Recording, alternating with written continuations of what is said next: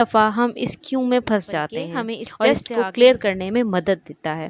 ہمیں راستہ بتاتا ہے، اور اس لیے ہم اپنی پریشانیوں اور دکھوں میں ڈوب جاتے ہیں۔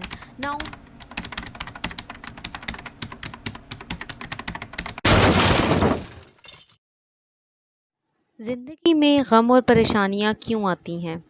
کیونکہ ہم دکھی ہوتے ہیں؟ یہ ایک ایسا سوال ہے جو ہر شخص کے دل میں ہے، اور وہ اس کا جواب چاہتا ہے کہ ایسا کیوں ہوا، ویسا کیوں ہوا، یہ تو صحیح نہیں ہے، ایسا نہیں ہونا چاہیے تھا، وغیرہ وغیرہ۔ بہت دفعہ ہم اس کیوں میں پھنس جاتے ہیں اور اس سے آگے نہیں بڑھ پاتے۔ تو یہاں ہمیں اس چیز کو سمجھنے کی ضرورت ہے کہ ایک مومن ہونے کے ناطے ہم اس بات پر یقین رکھتے ہیں کہ یہ زندگی پرفیکٹ نہیں ہے، یہ جنت نہیں ہے، بلکہ یہ زندگی ایک امتحان کی جگہ ہے جو کچھ مدت کے لیے ہے، اس کے بعد ہمیں یہاں سے چلے جانا ہے۔ مگر یہاں یہ سمجھنا بہت ضروری ہے کہ زندگی میں اللہ سبحانہ و تعالیٰ ہمیں جو بھی آزمائش، جو بھی ٹیسٹ دیتا ہے، اس میں وہ ہمارے ساتھ ہوتا ہے۔ دنیاوی پروفیسرز یا ٹیچرز کی طرح ہمیں چھوڑ نہیں دیتا، بلکہ ہمیں اس ٹیسٹ کو کلیئر کرنے میں مدد دیتا ہے، ہمیں راستہ بتاتا ہے۔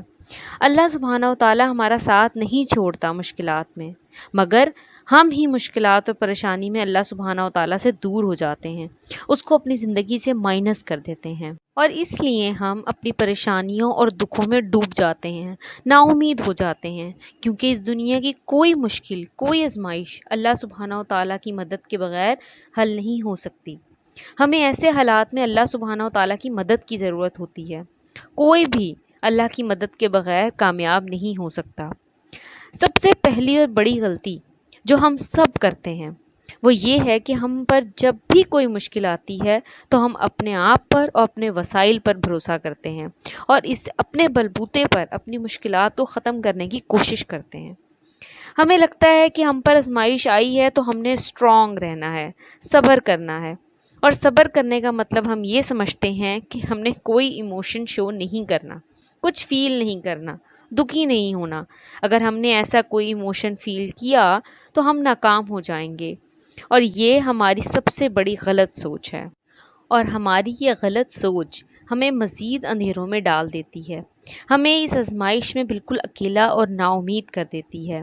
مگر حقیقت میں نبی پاک صلی اللہ علیہ وآلہ وسلم کی زندگی سے ہمیں یہ سبق ملتا ہے کہ جب بھی ہم پر کوئی مشکل یا آزمائش آئے تو سب سے پہلے ہمیں اللہ سبحانہ و تعالیٰ سے رجوع کرنا چاہیے،